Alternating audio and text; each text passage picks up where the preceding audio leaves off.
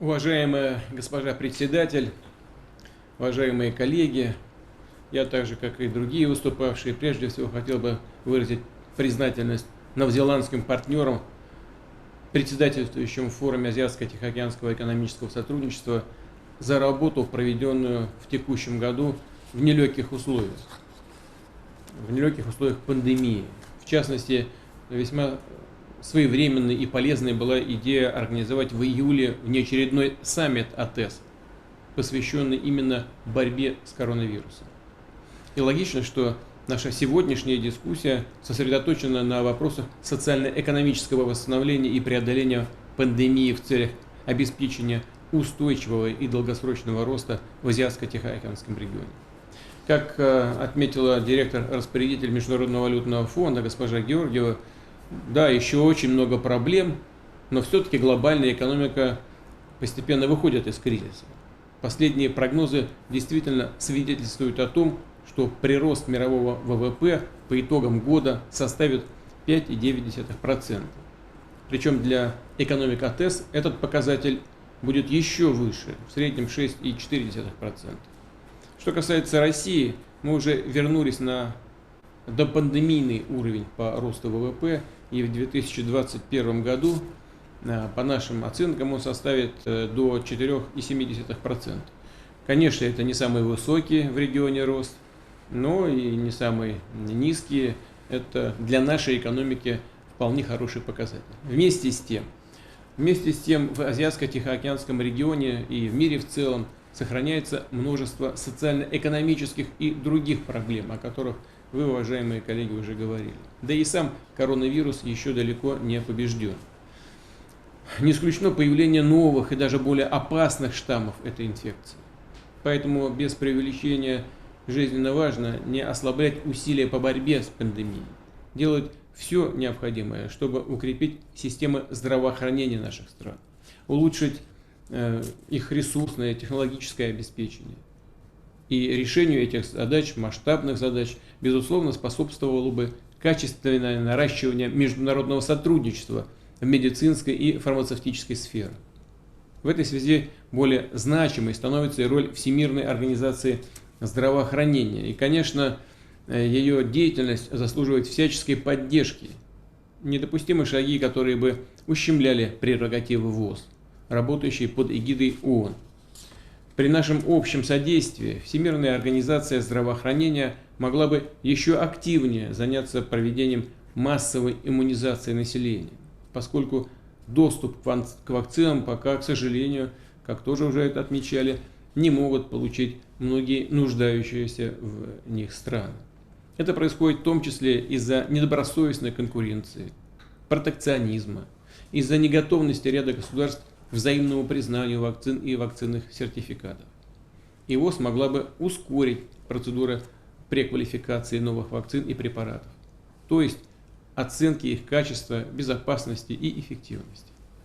Недавно на саммите 20 Россия предложила партнерам в кратчайшие сроки проработать вопрос о взаимном признании национальных вакцин и сертификатов. Уверен, чем быстрее это будет сделано, тем легче будет возобновить в полной мере глобальную деловую, туристическую и иную активность. Подчеркну, наша страна продолжит оказывать содействие всем нуждающимся странам поставками вакцин, медикаментов, оборудования, тест-систем, средств индивидуальной защиты. Россия, как известно, первой в мире зарегистрировала вакцину против COVID-19 – «Спутник Ви». На сегодняшний день этот препарат одобрен уже в 71 государстве с общим населением свыше 4 миллиардов человек и демонстрирует высокую безопасность, высокую эффективность. Помимо двухкомпонентной вакцины «Спутник Ви», в России создан и применяется однокомпонентный препарат «Спутник Лайт», который может использоваться в том числе для повышения эффективности других вакцин. И мы также предлагаем его партнерам. Уважаемые коллеги, пандемия продемонстрировала, сколь огромное значение имеет свободный и недискриминационный доступ всех государств к жизненно важным товарам и услугам, ресурсам, технологиям. Россия выступает против протекционизма в мировой экономике и торговле. за отказ от использования односторонних политически мотивированных ограничений в целях борьбы за рынки и устранения конкурентов. Мы убеждены, что в интересах всего международного сообщества сохранять и укреплять многостороннюю торговую систему, в центре которой Всемирная торговая организация. В конце ноября в Женеве пройдет очередная 12-я министерская конференция ВТО, в которой примут участие представители всех наших экономик. Предложил бы сориентировать их на выработку разумных компромиссных договоренностей в торговой сфере, которые будут способствовать расширению взаимных экономических и технологических обменов. Россия готова внести свой вклад в такую работу. Наша страна также заинтересована в самом тесном сотрудничестве с экономиками АТЭС по тематике цифровизации. Цифровые технологии являются хорошим подспорьем в решении комплексной задачи укрепления взаимосвязанности в Азиатско-Тихоокеанском регионе, развития инфраструктуры, транспортно-логистических коридоров. К числу приоритетных направлений кооперации участников АТЭС на цифровом треке относим обмен передовым опытом внедрения цифровых технологий в традиционные хозяйственные отрасли, подготовку профильных кадров, совершенствование нормативного регулирования информационной сферы, развитие системы связи и коммуникации, применение искусственного интеллекта. И, конечно, обсуждая вопросы сотрудничества экономик АТЭС в решении острых глобальных и региональных проблем, мы должны учитывать и то, что серьезнейшим вызовом является изменение климата.